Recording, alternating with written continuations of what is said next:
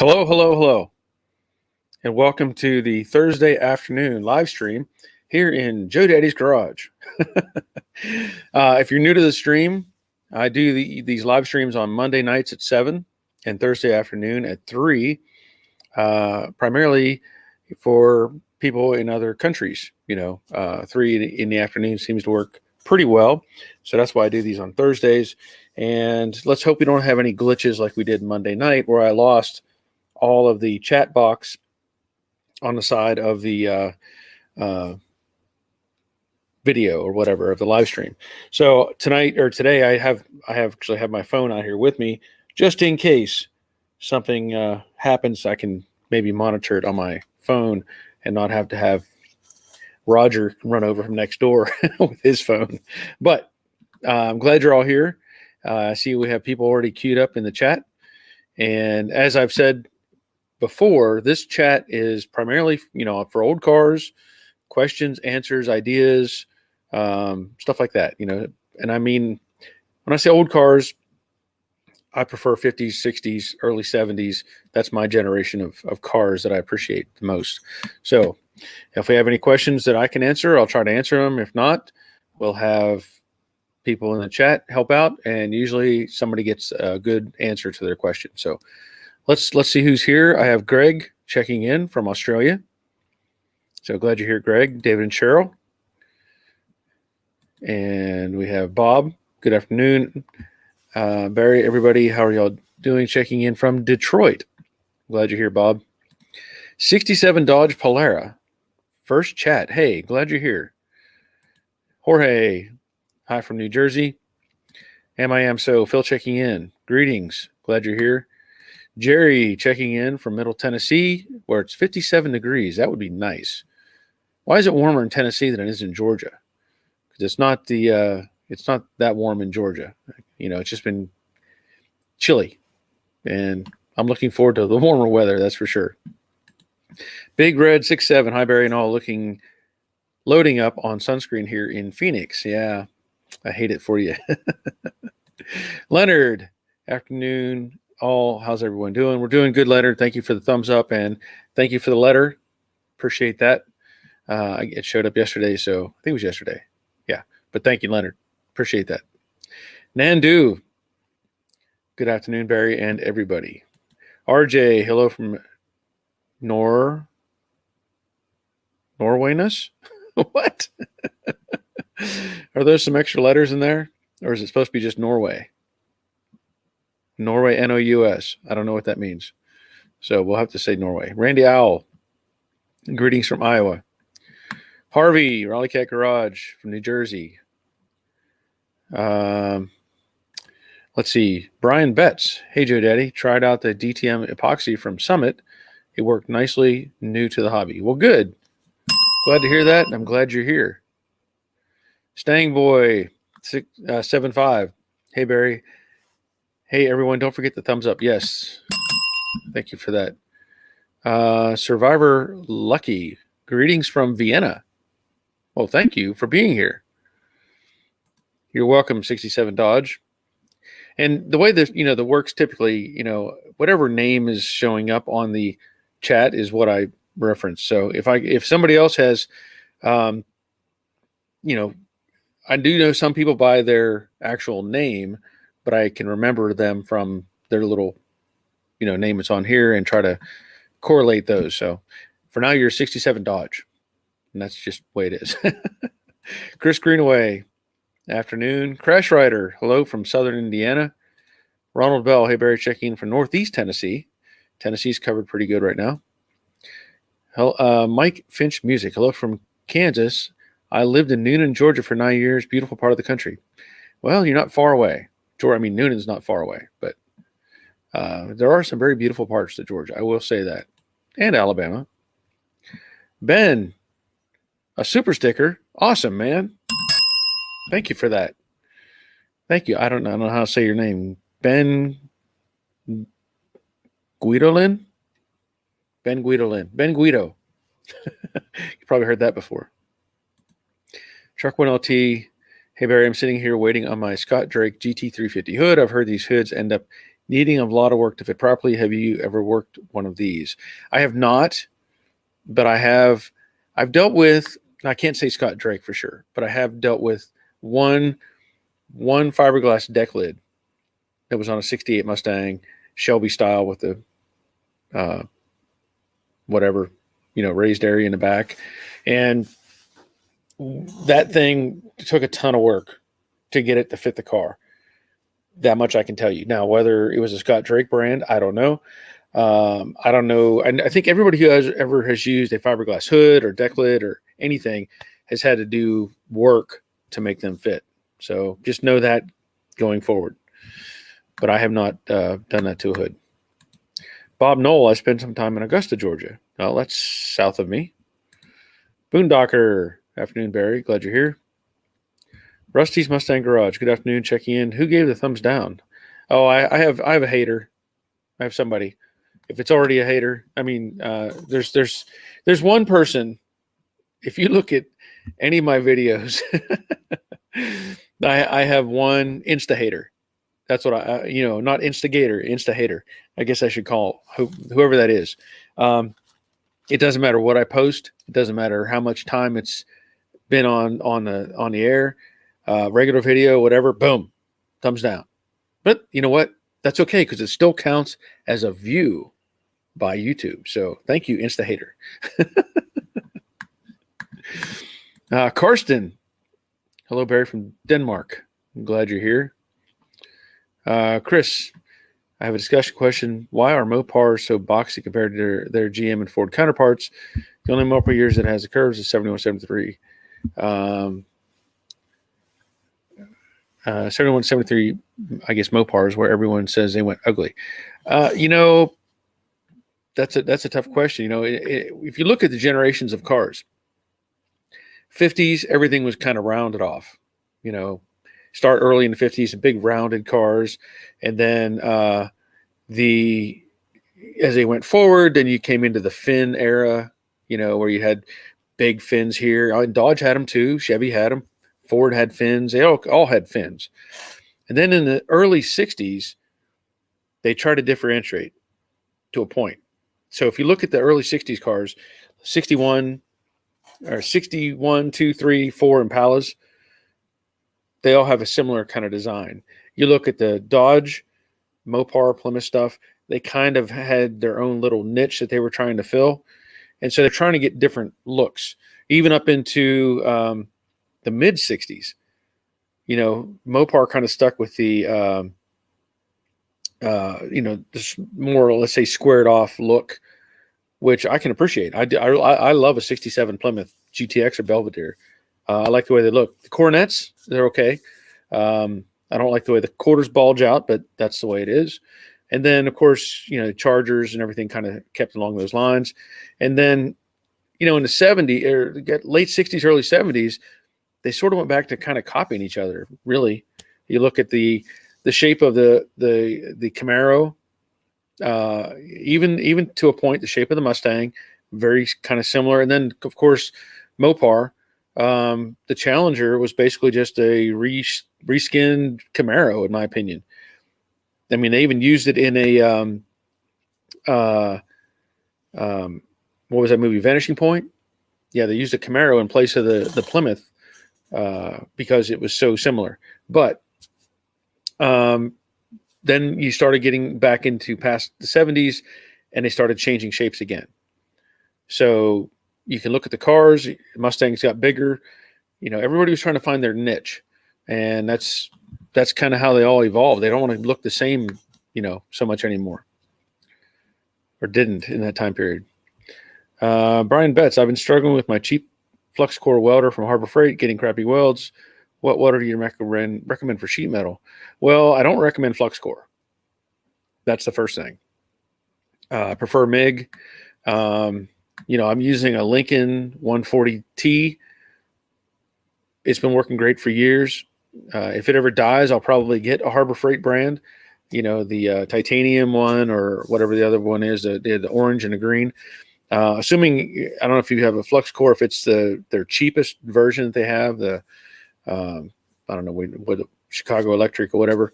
So you need to upgrade a little bit with that, but I prefer gas. I don't do flux core for sheet metal. Some people need a life. Yep. And it counts as engagement. That's true. That is true. So, but it happens all the time. Even before I get a video, like just hit this go button to load, and it's like they're sitting there waiting and waiting and waiting, waiting. Bam, thumbs down. I showed him. Yep, Brian Betts, Insta haters helping our algorithm. He is, or she is, or whoever they are. And I don't, hey, if it makes them happy to put their input into the thing, good for them. They're probably not even watching. I mean, they're probably just thumbs down, move on, go somewhere else. Okay. Nandu, if the person watched the video, that's good for you. Yes. Leonard saying, hey, thumbs down, dude. Yeah. Yeah, I see a 67 Dodge. I'm going to skip over that. Boondocker, hey, Barry, beyond the normal N95 mask, what respirator do you use for welding and or grinding? And where do you source them? I'm realizing I need to be more careful. Well, here's what I've been doing lately. I use the N95 mask, but I'm not satisfied with that mask. It works. It does what it's supposed to do. But the straps tend to wear, if you have the ones with the elastic straps, you can only use them, I don't know how many times, but they dry out and fail. And I still end up having odors and stuff come in. I don't wear a mask for welding. I never have. Probably should, but I don't. And if I'm doing grinding, typically I may use the N95 mask, or I may just use my paint respirator. What I can do, I mean, granted, you can wear that 3M respirator, the strap type that you see me wear in videos. You can use that for paint, or you can use it for regular grinding. It doesn't care. But you can also get varied filters. So what I'll use those filters that are on it because they're old, and I don't really care if as long as it stops dust and debris, and then I can swap out and put on my paint filters and use it for paint.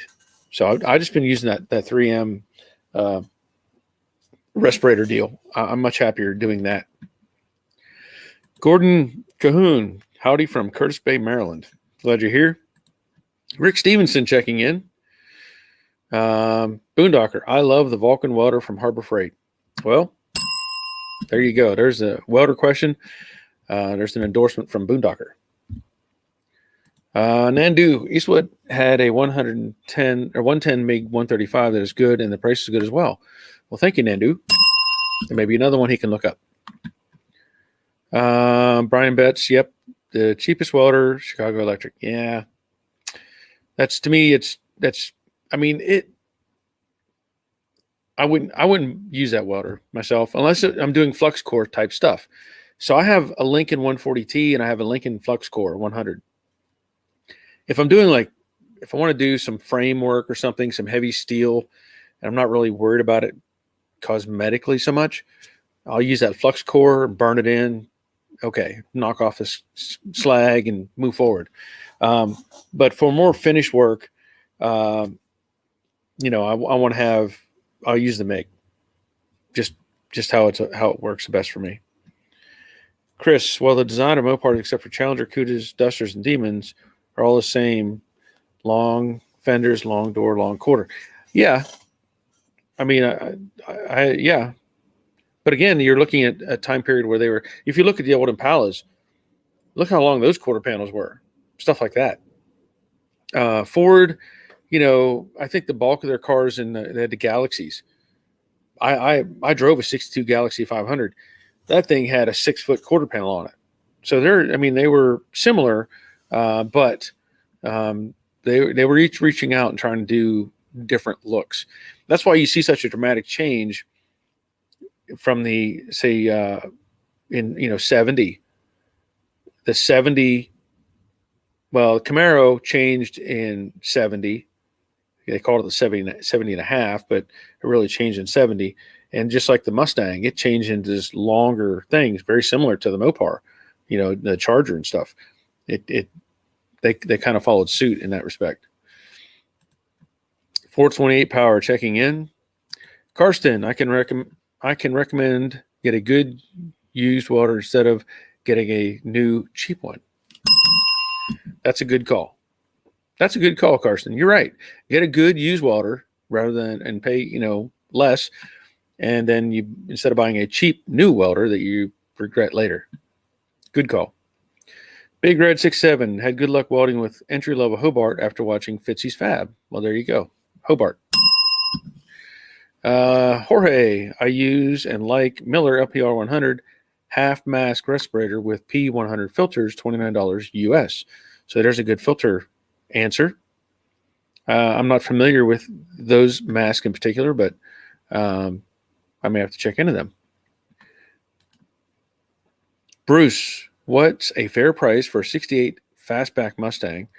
Car without drivetrain, all sheet metal, no interior. I'm from Western Canada, but none here so far. Might end up in the States to get one.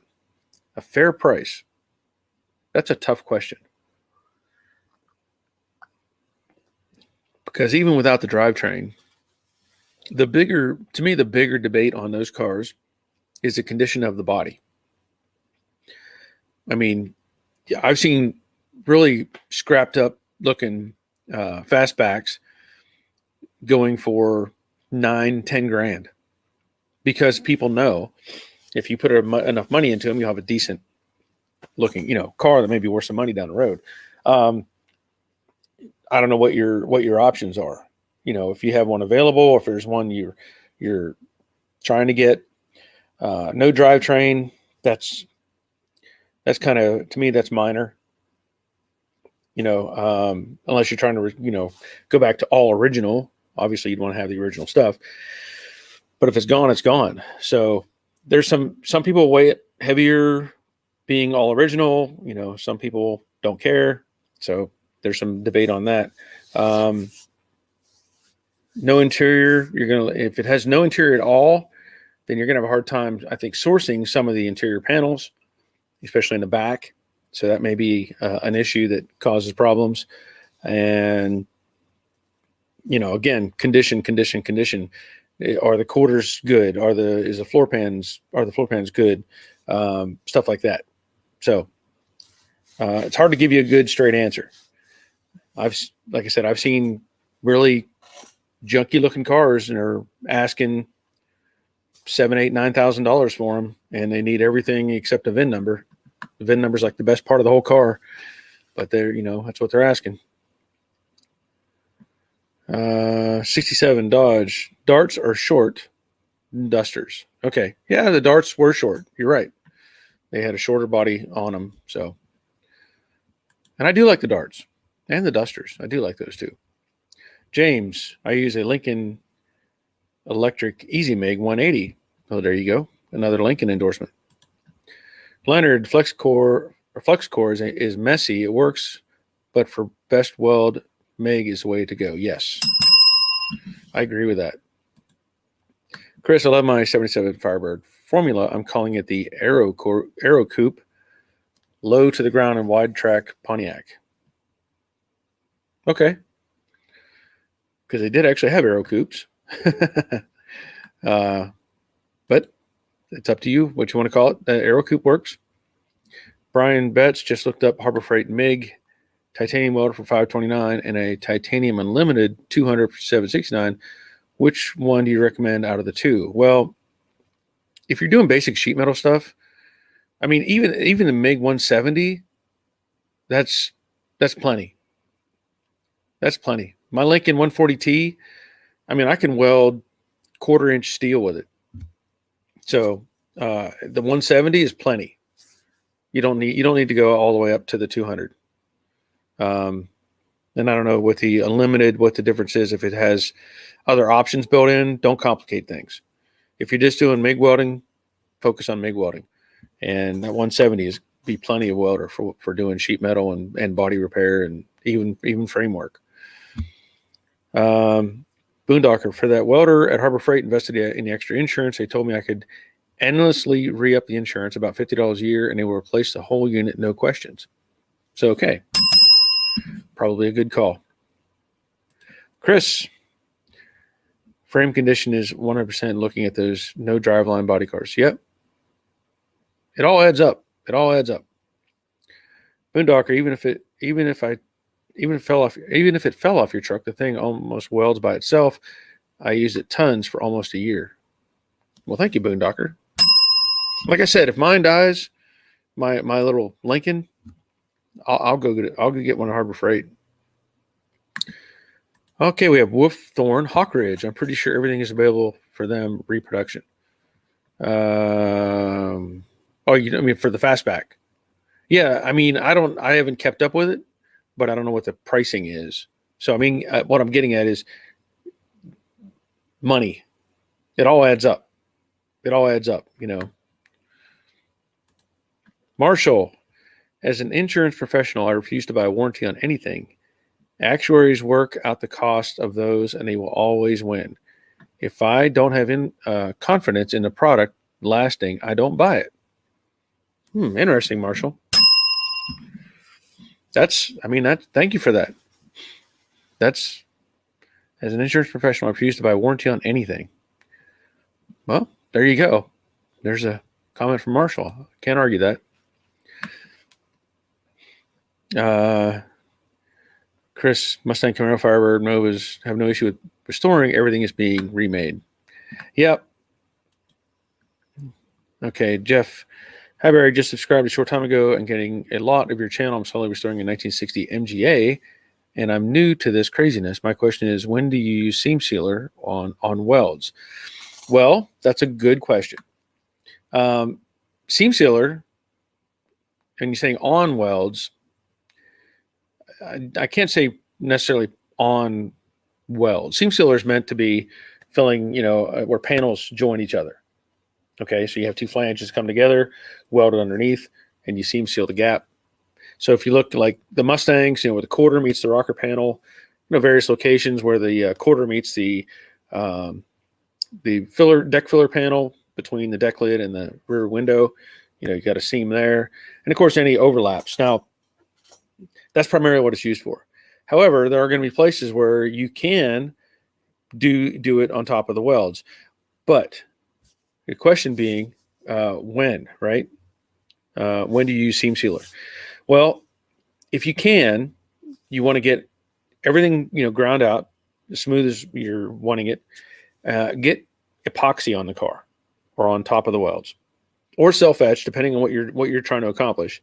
But get something on there, and then I apply seam sealer. If I'm going that route, I will apply seam sealer, and then on top of the seam sealer, I'll put my build primer, so that the seam sealer is between the two primers, let's say, and then paint can go on top of your build primer. So that's why I look at it. I don't want to have it. I mean, some of them may be able to go straight to bare metal. But I don't really recommend that. I would rather have epoxy in there and have it sealed up tight, and then put on the because I use the what do I use? Evercoat brushable seam sealer, and that's how I do it. That makes the most sense to me. And like this car right here that I'm working on, the Jade Mustang, where the quarter meets the let's say the quarter meets the deck filler panel. Now I've put epoxy on there, and I put high build, or I put or a build primer on there, and I did not put sealer on yet. Now in my case, I wanted to make sure everything was clean and smooth around that whole area because I'm going to apply another layer of high build. So that's something else I need to do, is add my seam sealer, smooth everything out, and then put the second round of high build on. So that only has about 2 coats of high build on it right now, and I'm going to probably sand off most of that. So hope that answers your question. I may have gone too far off tangent. I don't know. Leonard, the Hobart 140 for the DIY runs around $500. Well, thank you, Leonard. Jerry, I have a Eastwood 200, or I don't know if it's 200 or 2001 MP which is MIG, TIG, and stick. After hundreds of hours of watching how to weld videos, I would not recommend a multi-purpose welder. I would buy a MIG or a TIG. So there you go. Jerry is suggesting just get one or the other. Don't get the multi-function. And I agree with him. I don't want to have one that you have to switch stuff and mess with and change. And I want to grab one and go, or grab the other and go. Jerry says the welder is great, but would not do a multi-purpose again. Thank you, Jerry. Boondocker. I'm not an insurance guy either, but it made sense for the investment to be assured a new welder forever. The reviews are great, and I'm super happy with it. And I'm not a rookie. Okay. Michael Cunningham. My dad loves your channel, by the way. Well, thank you. I'm glad. Chris, if you have to have a mid-size classic car from the era, what would it be? Would you stick to the Ford or betray your brand loyalty?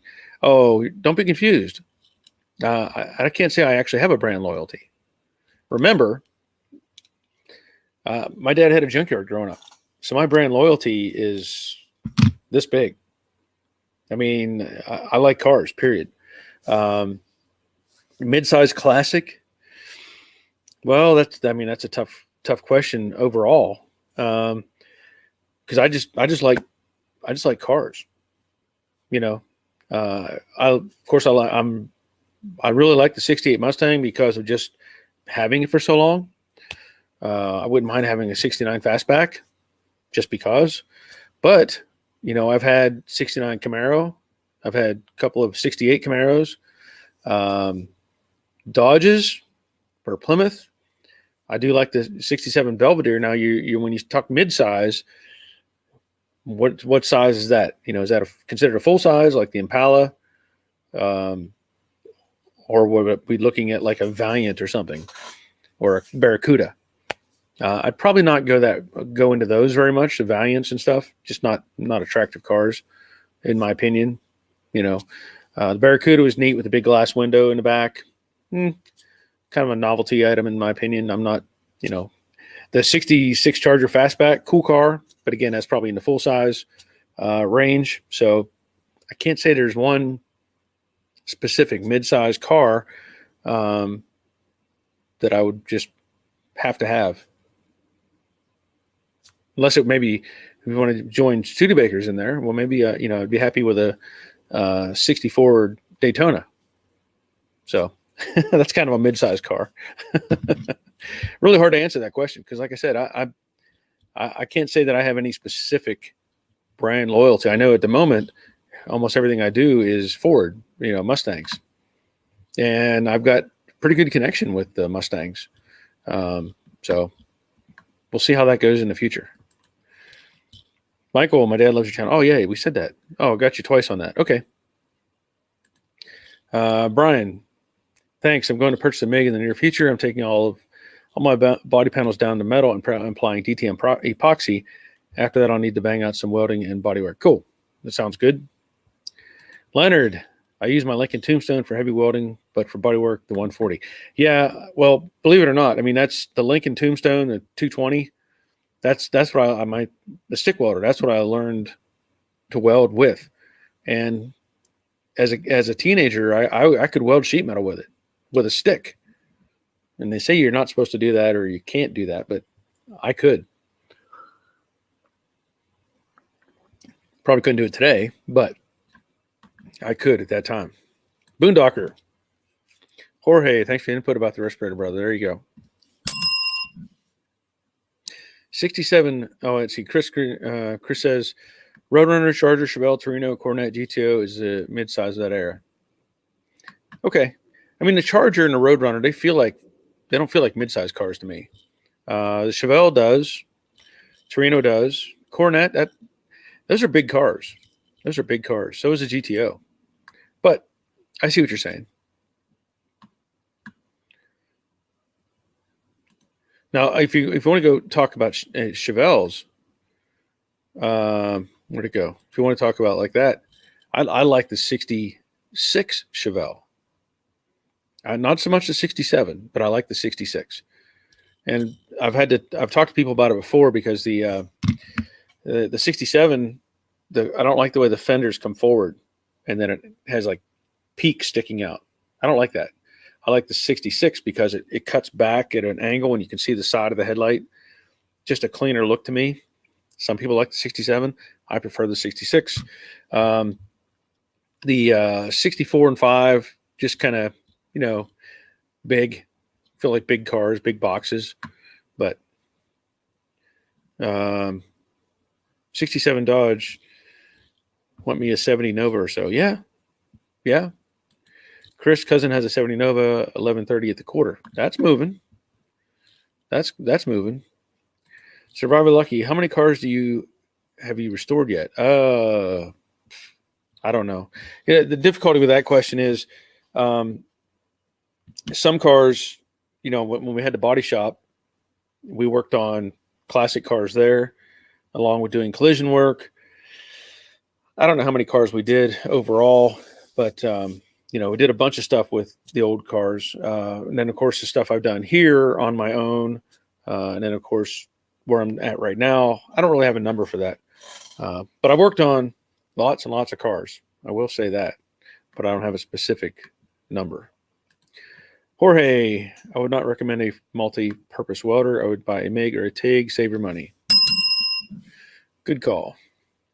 Karsten, three things to do a good weld, or get a good welder, clean the metal, and don't get your patch too small.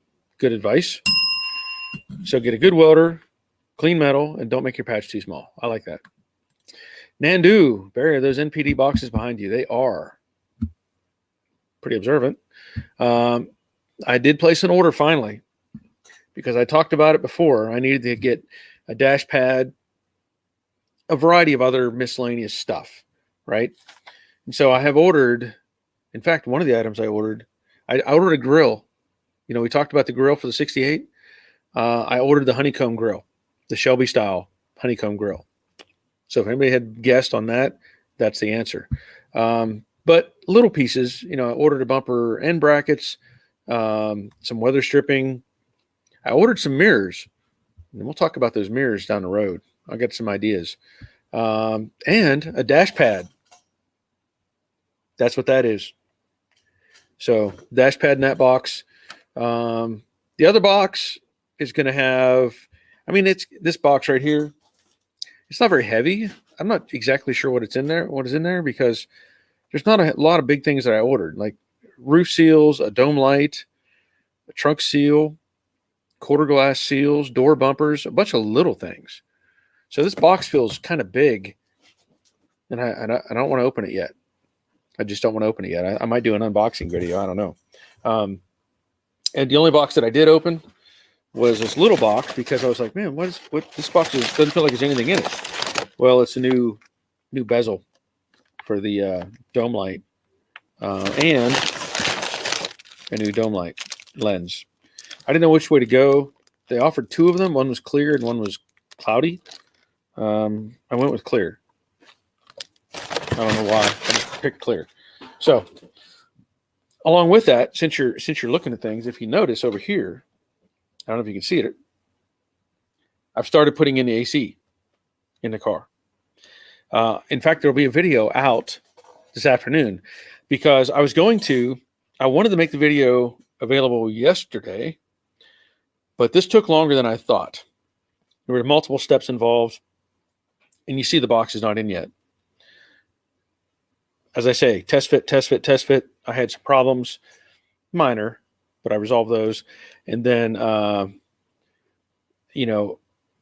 made the video. Well, I didn't realize I had filmed lots and lots of footage. I think I had like 33 segments that I had to whittle down. And I've talked about it, how I don't want to have an hour-long video. Well, even with me trying to whittle this thing down, it still ended up being 42 minutes. Longer than I want, but I didn't want to chop it.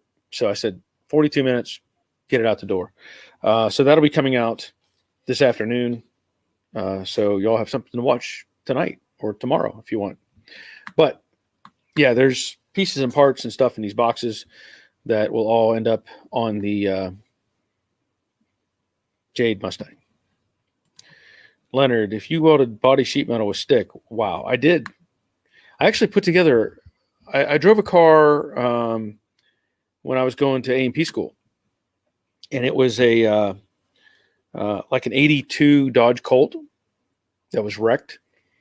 And I took the whole back quarter. This qualifies as a junkyard story. I took the whole back quarter out of that car because it was crushed, and I cut one loose from another car with nothing but a hacksaw and some chisels. Now, really, I didn't use a torch or anything, and I cut that piece out of that car, and then I welded that all back together, and I drove that car for about a year before I ended up over a year before I sold it. But yeah, I could do sheet metal with a stick, and it wasn't the prettiest, but it was together. Battery burnout. First car I drove was a 75 Chrysler Newport, all 21 feet of it. 8 bodies in the trunk, buddies to the drive-ins. Also with its 400 4-barrel, I was neck and neck with a Trans Am 6.6. That's a big car. That is a really big car. My grandfather had a 71, 72 Chrysler Newport. I don't think it was a New Yorker. I think it was a Newport. Then I drove that to my senior prom in '85. It was kind of mixed reactions on that thing. Giant gold boat, it was copper colored, and we drove it to the prom. And not that I was trying to, but it was one of those classic stories where the car died on the way home. Luckily my buddies were with me and had jumper cables, and we were able to get it running again and get it home. But that was the prom car. James Smothers, I just bought 67, 68 Mustang fender headlight extension. Fits well, but casting is wavy. Any ideas to get the wavy smoothed out? Are you talking about the perimeter where it meets the fender, the overhang? I guess that's the only area. Are you talking about that area? If you are, like I've just done on Jade, I had similar issues, and I transitioned everything with filler. There's really not much you can do. I mean, it's pretty thick, and you can grind those down some if you want to, but I ended up adding filler and modifying the shape with that. So, Dr. Boom, in your opinion, what's a good price for a paint job on a 67 Mustang, fastback or coupe, not showroom, but maybe a 15-year paint job? 15-year? Like, it's good for 15 years? That's some pretty good paint. That's a tough question to answer. And it really is, because if you're talking about just painting it, that's one thing. But if you're talking about doing all the body work and prep work and fillers and primers and all those other things involved, then it adds up pretty quick. I've seen people getting paid $4,500 to $10,000 to paint a car. I mean, that's whatever the market will bear. That's pretty much what I've seen is that kind of range. And without knowing the conditions of things, it's really hard to give you an accurate number. But that's what I've seen. Chris, Parts Logic, buy it once, regret it later. If it will go wrong, it will. I was going to replace my dome light. Weird terminals crumbled in my hand. My fault for cheaping out, just buying the base. Yep. And new lens. Yeah. Okay. Leonard, watch out for Iron Man. He has us under surveillance. Yep, he's monitoring. Brian, great advice on the welders and welding tips for sheet metal. Thanks, guys. You're welcome. Boondocker, wow, you can get boxes and not dive into them right away. Yeah. And believe, what's really crazy, not crazy, but I'm the same way with like chocolate. Now, here's the thing. My wife gets chocolate for Christmas, and it's gone pretty quick. I get chocolate for Christmas, like really good chocolate, from like a real candy store. I'll make that stuff last months because I want to enjoy it a little bit at a time rather than all at once. So it's kind of like these boxes. I might open one and just go, ooh, and, wait a little bit, open the other one. Maybe. Chris, I love the 300 HS. Yeah, Chrysler, you talking about the Chrysler 300, HS. I'm not sure familiar with the HS. I know Chrysler 300. I'm guessing that's some sort of. Or are you saying 300 H's? I don't know, but the Chrysler 300 was a really, really nice cars. Had a 69 Imperial. Wow, big miss it. Yep. Yep. A lot of those went to the demolition derby until they got banned because they were just too good. They were tanks.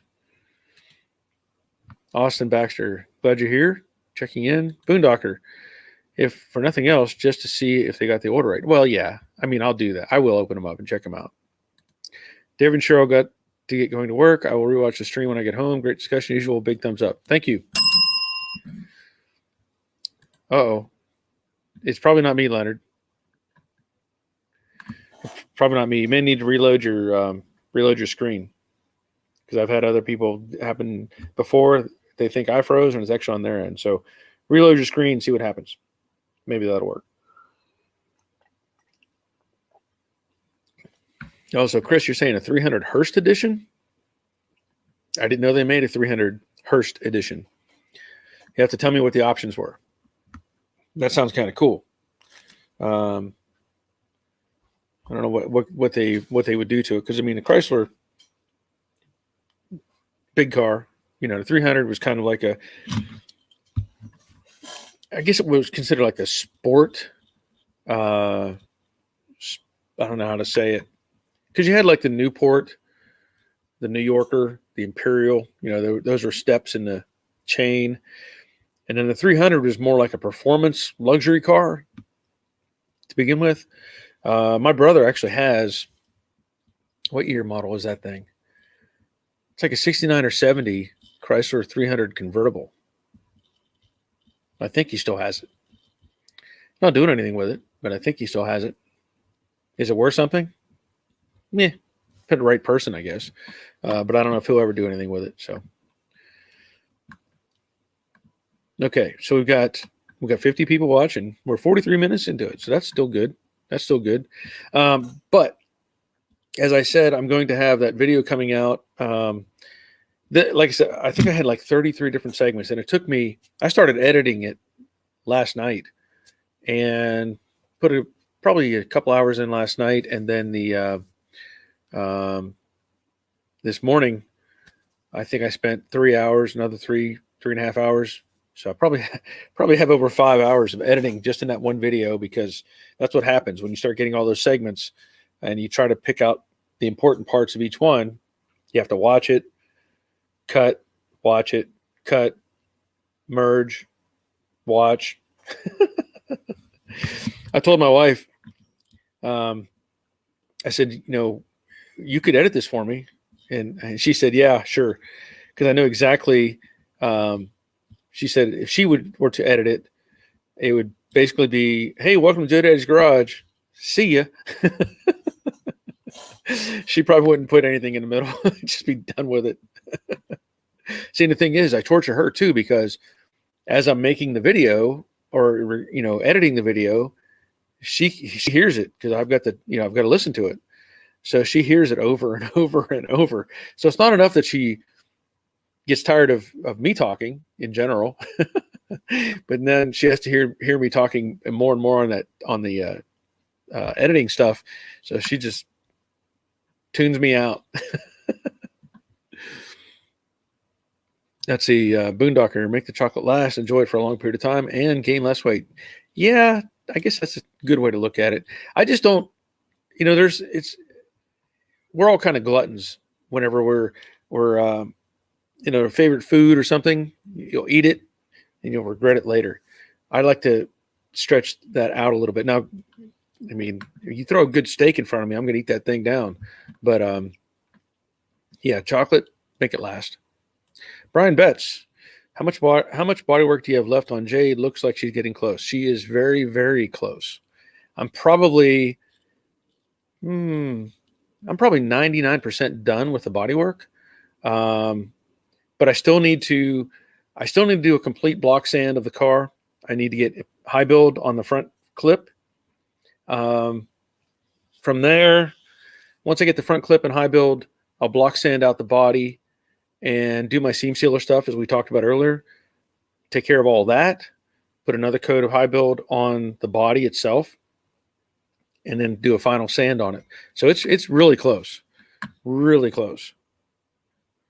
Okay, so Chris. Okay, let me see if I can. That's interesting, Chris. I'll upload these pictures here in a minute. Sent me some pics of the Chrysler 300 battleship cruiser. That's a big car. That is a big car. Let me see if I can get those into my overlay bin.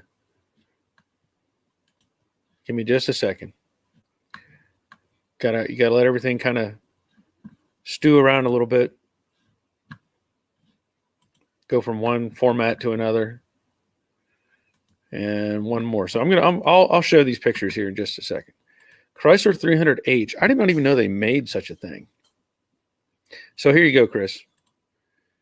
Chrysler 300H battle cruiser. That, you know what? I think that's very much. My brother has a convertible, and I think that's the same body. That's a big car. That's a big car. I mean, you can almost picture that thing with the quarter panel being 2 feet shorter. You know, you can almost see it. Then it would look like a Chevy 2, like a 66 Chevy 2. Yeah, wow. Yeah, if you cut off 2 feet off the back quarter, it almost looks like a 66 Chevy Nova. And there's another shot of it. So it had special gold trim, skinny little tires, hideaway headlights. Yeah. That's a big car. Interesting. Thank you for sharing that, Chris. Survivor Lucky. Do you think that my ammeter is dead when the pointer is only moving a few millimeters to charge at higher speed? That's a good question. What kind of vehicle is it in? And are you having any trouble with the battery or anything like that? Is the car running and starting okay? Could be a variety of things. Jerry Barry, do you have an opinion on putting a 270 gear, 270 ratio rear end in my Mustang? It's out of a 79 Lincoln Versailles. 270 gear? 270 might be a little for your 6-cylinder car.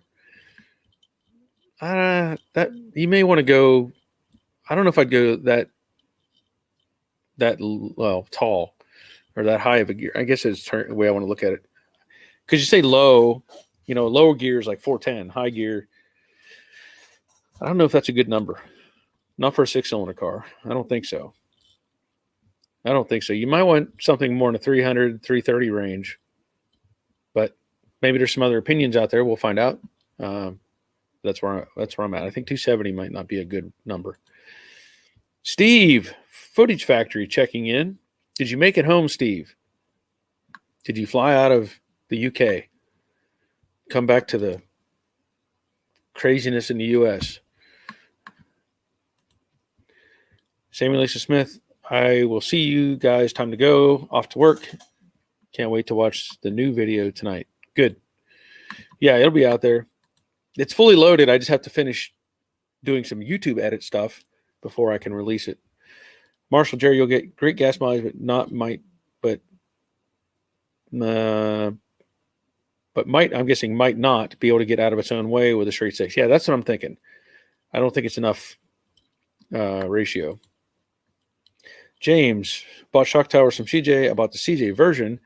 Got them on a Dynacorn and the other a different brand. The bracing is not the same. I didn't even know CJ had their own version. I guess, was there a choice where you could get the CJ or the Dynacorn? Or did the CJ when you ordered it, did CJ say, we'll give you this? Or you say got one as a Dynacorn? Okay, got them. One is a Dynacorn and the other a different brand. Bracing not the same. Yeah. I I don't know what to tell you on that. Is which one do you think is better? Is probably the bigger question. Which one's built better? May call up CJ and say, hey, take this other one back. Give me the one that matches.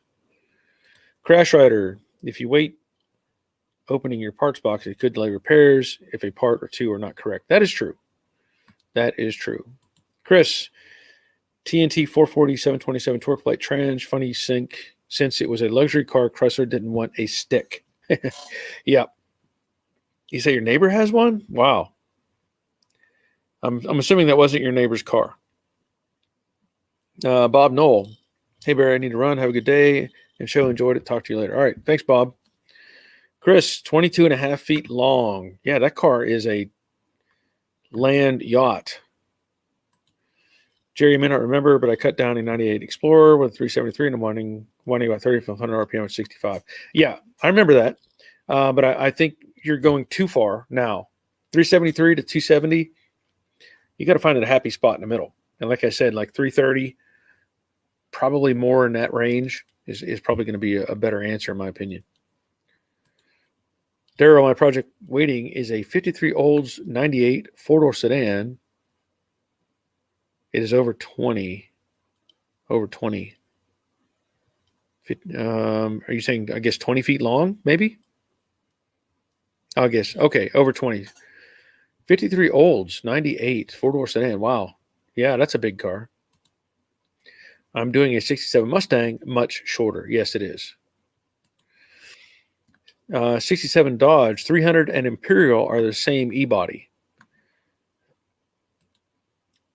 Chris, supervisor does it. Okay, he's asking about the needle on the. Let's see, supervisor. Oh, so he changed the battery and it fixes ammeter. So.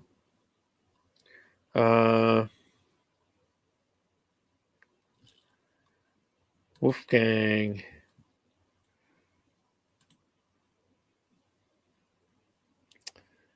Let me see here.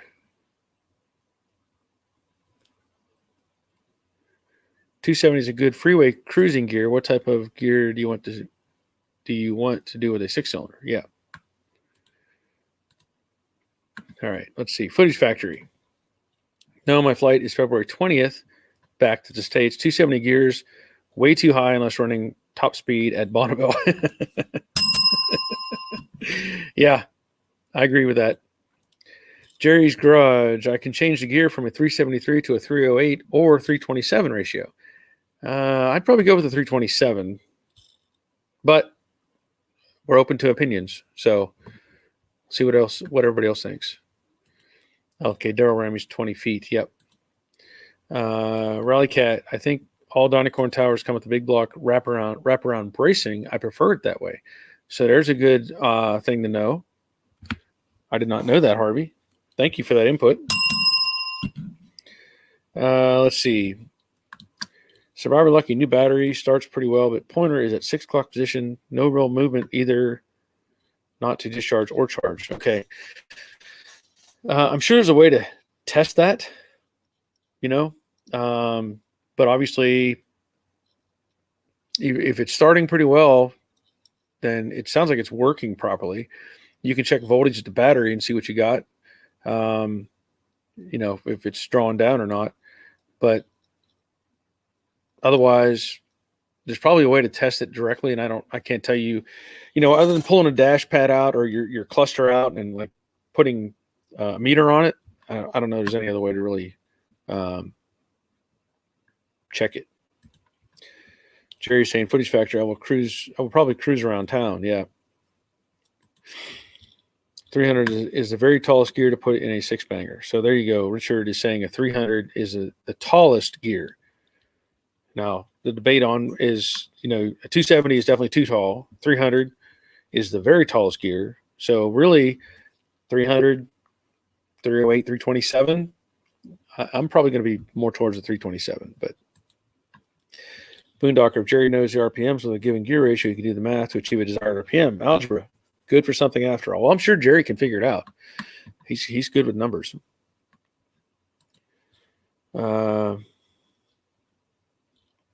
Chris, my friend's formula has a 2.4 to 1, shifts out of first, 45 miles per hour, 50, 22 miles per gallon. I think I win.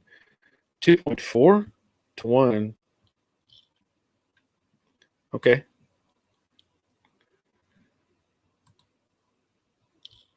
$320-ish.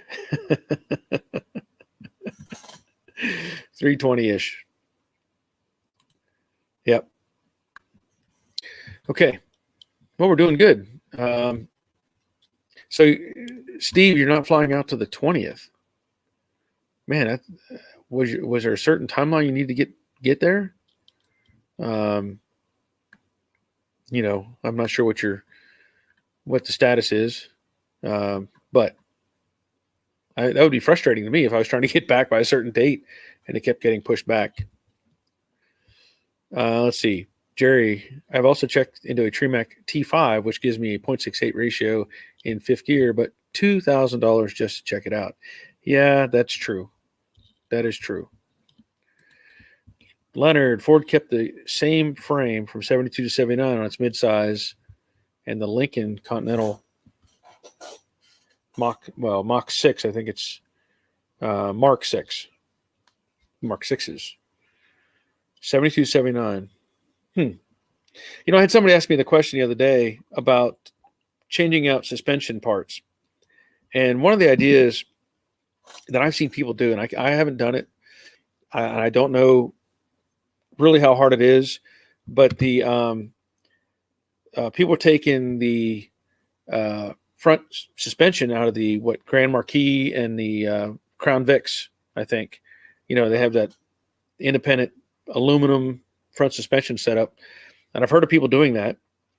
And I was trying to tell him about that because he's looking for options maybe he can get a hold of, and I thought, well, maybe that could be something you could try, because he has a 66 Comet that needs a whole front clip put under it, and he was investigating ideas, and I said, well, check out these. I've seen people do it, but I haven't done it. So I don't know if anybody has any input on that. Coffee's getting cold. Anyway, Winged Warrior.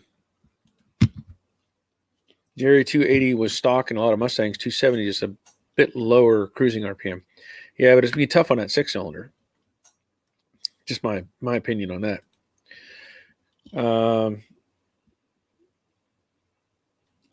Okay, I get you, Chris. Steve, I had a flight on January 11th. It kept getting pushed back, but I'm not mad because of the state of the U.S. I miss my Mustangs, though. I've been watching you to fill the void. Well, thank you for watching. Appreciate that. So Winged Warrior is saying to Survivor Lucky, the stock ammeter only registers drain, not charge. Okay. Jerry, thanks for all the input. I think my mind is changing to the ring gear and pinion from the 373 to the 308 or 327. Yep. I would agree with that. MIM, so for best gear ratio, go online, use a calculator, and decide what RPM at freeway speed you want. But I agree with Barry, something in the 320 range, 270 will eat a clutch car for lunch. Yeah.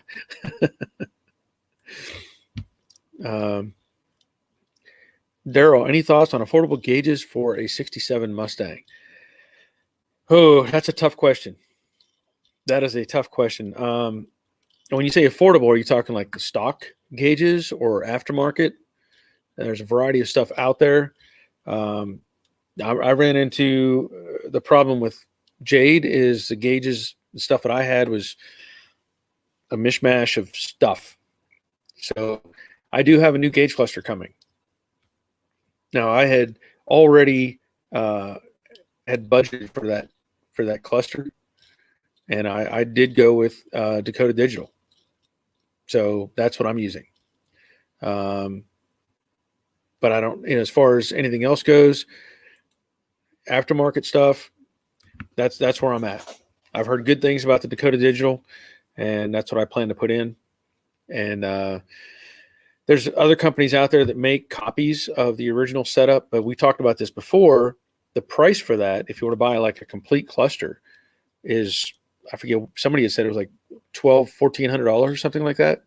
I think, was it Wally had mentioned that last week? We were talking about it. So I'm going with the Dakota Digital. There's other stuff out there that is, there's some digital, like truly digital stuff, but the Dakota stuff I've just heard good things about. So that's what I'm going with. Oh, you're looking at Dakota? Heard of Marshall? I have not heard of Marshall. Wolfthorn, Dakota Digital, way to go. That's what I'm running in my 65 Mustang. So there's a input from Wolfthorn. Footage Factory, Jerry's Garage. Sorry for coming in late. What car does he have? He has a 6-cylinder, 65 or 6, 66, I think. But it is a 6-cylinder car. Yeah, I agree. The 270 will be no fun with a 6-cylinder. Yes. Footage Factory. Oh, are you doing a gauge cluster install? I will be doing it eventually. I've got to get other things taken care of. And if you haven't heard, I mentioned earlier, I'm working on putting in the AC box. So I have a video that'll come out this afternoon for the AC box on the 68. And there's going to be several parts, just like I did on the, when I was working on the Brooklyn Pony, there were several stages to that. So initially I want to make sure the box fits the car, that the plate fits the firewall, that the box fits the plate, multiple steps involved. So that's where I'm at right now. But yeah, eventually I'll do a gauge cluster, and I want to do one on the dash pad that's in that box right there. Ta-da! Again, down the road.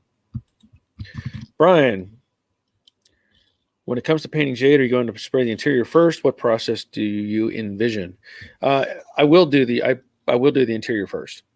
So I've already painted the inside of the doors, and you can see the opposite door over there. I have paper covering the inside of that door. So I've already got the doors done. The only thing really left to do is the dash and maybe the A-pillars, windshield frame. See if I can do that. Okay. So I want to paint those. And then the seat, the filler panels go around the back seat. So the plan is, once I get the AC box fitted and probably continue finishing out the AC stuff, then I want to take care. Well, there's multiple steps. So I've got to get the front end in primer. So that's one thing, but I want to paint the dash pad or dash panel and the interior piece, and just, I can mask all that stuff off. I'm not worried about having any issues with that. I'll mask everything off nice, make it airtight. And then when it comes time to do the paint work, as it is right now, the door hinges are on the car. I'm not going to take those off. Where they are on the A-pillars are going to stay. I'm not pulling those loose because I've got the doors fitted exactly where I want them. That takes one step out of the equation. I'll paint everything there and then put the doors back on. So anyway, I'll get the interior all painted and then mask everything that needs to be masked, jam the interior of the doors around the perimeter, do the door jams, do the trunk jam, cowl, jam that area up there, and then work my way out to getting it all in the paint. But I'll put the doors on the car when I paint it. I'm going to paint it all, the doors on the car. The fenders will be offset slightly forward so that I can get inside of the jam and everything, panels and stuff, and go from there. But I'll be doing a video on the whole paint process when I get to that point. Chris, Barry, you do great work. Now I have a question. If I'm repainting the car, since you have to sand everything, should I do the weather stripping at the same time? If the weather stripping needs to be replaced, I would replace it. I would. Okay, so Daryl Leonard, trying to find AC condenser rubber bushing, and found that the GM AC condenser insulators will work on the Torinos. Well, there's some information. Jerry is saying, footage factor, I have an original inline 6. I want to keep the i6. Eventually doing some performance upgrades. Winged Warrior Barry, I'll trade you a license plate for your stock gauge set. Can't swallow plus 1,000 for gauges. Yeah, I know. And that's where I'm gonna hang on to the stuff that I have for a while. I have seen some advertising on like Facebook Marketplace where somebody was selling off a bulk of Mustang stuff. And I did see parts for a 68 in there, and I saw one gauge cluster being sold. Now I need to completely refurbish by the looks of it, but they were trying to sell it for like $350. So I don't know if it's still out there or not. Daryl, yes, vintage air. That is correct. Steve, screw that. Do gauge cluster install first. Cater to my needs. No. Daryl, I live about 40 minutes from Mustangs to Fear, but every time I go there, and I spend a month's income. Their dash pad is sweet with gauges. I'll bet. Chris, reshooting at Starlight Black. I'm just waiting for my replacement credit card to arrive. Yeah. For the finishing parts. Yeah. I understand that. I definitely understand that. Stuff adds up. I'm just happy I have boxes. Like I said, I'm just happy that I ordered from NPD, and I also ordered some stuff from CJ. And it wasn't really to see who would get here first. But I went online and I was doing comparisons between pricing and whatever. And it actually worked out that NPD had some better deals on certain things, and CJ had some better deals on some other things.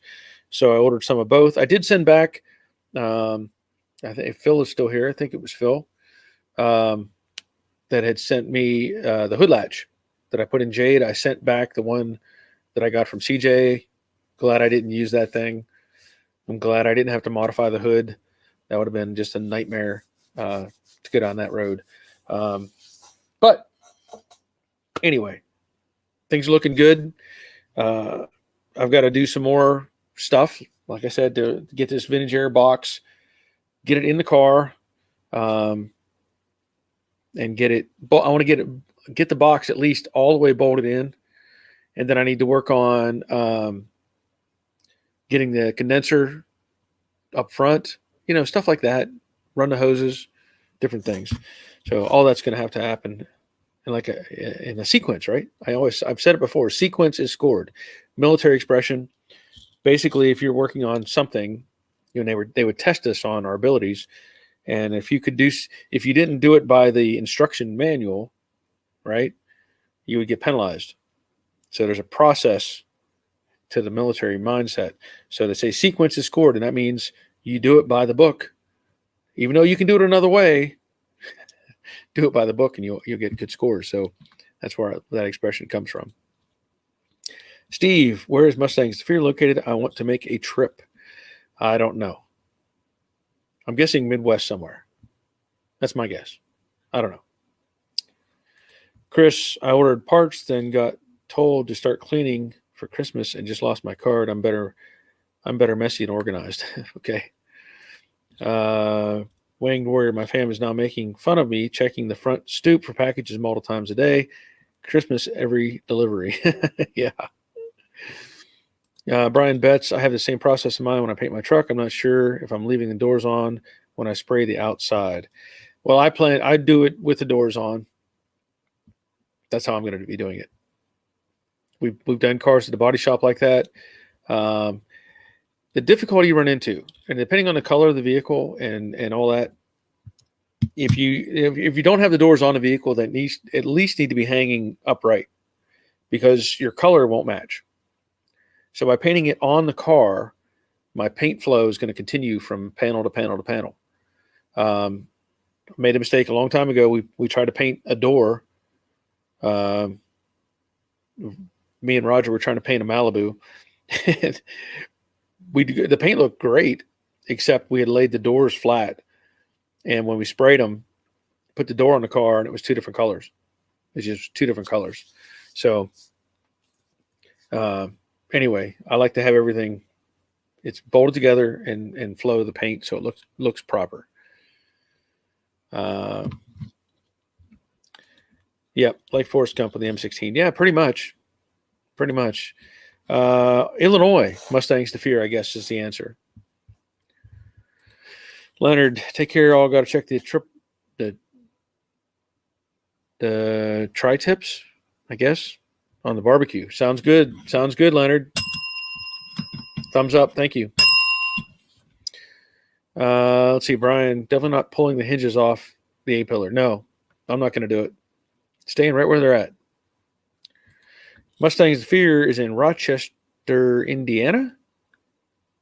Okay, so Wolfthorn said Illinois. Daryl saying Indiana. Okay, so Indiana. Okay.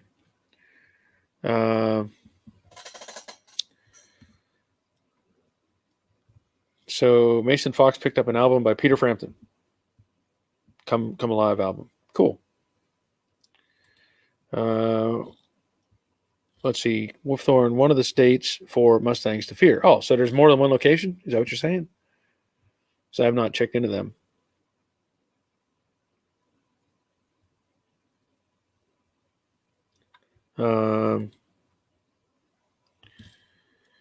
Marshall, the online gear calculator tells me my top speed at 6,000 RPM with 411s and 0.50 in 6 gear is around 225 miles per hour.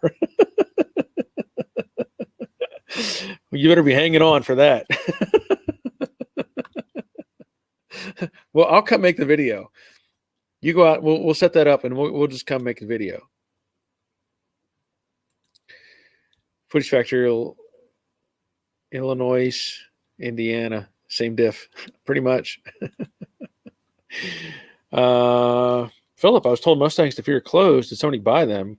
I've not heard that, but I can tell you that Mustangs Unlimited shut down. That much I know. So maybe there's some conflict with the two. Wolfthorn says Indiana. Mason, I need to get me a Joe Day's Garage hat. Now I'm going to get some ordered very soon. Very soon.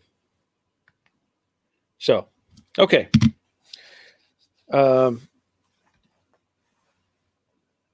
Chris might be looking at redo the car in 3 years. Want AC and transmission rebuilt, just making it pretty for my old man. Yeah, sounds good. Mason, I'd love to get me one, but the problem I have right now is I'm waiting for my next paycheck. Well, it's going to be a while yet till I get all of the orders, get them ordered. I've been trying to take care of a bunch of things. I've said it before, I'm pretty much one-man operation. So between working on the car, filming the car, editing, keeping up with social media, ordering parts, answering, questions here, helping people out there. Even though I'm retired, right? It's still there's lots of other things that encompass my time, and so it's hard to keep up with everything. But that's how it is, right? That's how it is. Okay. We are an hour and 14 minutes, and I think that's going to be probably the end of today. I've got to finish taking care of that video, as I talked about earlier, so I can get it released and everybody can watch and see if they like it. But it's been great having everybody here. I mean, as usual, we get some good questions, some good answers, good input, and that's what this is about. Helping people out and getting information out, all that sort of thing. So I'm looking forward to getting more videos out. Like I said, I wanted to have a video out yesterday, but it just didn't happen because I wanted to have one out either Tuesday or Wednesday and then try to get one out on Friday. It's not really working out right now for that. So anyway, again, thanks everybody for being here. And we'll do this again on Monday night at 7:00. And that'll be it. So until next time, take care of yourselves. See ya.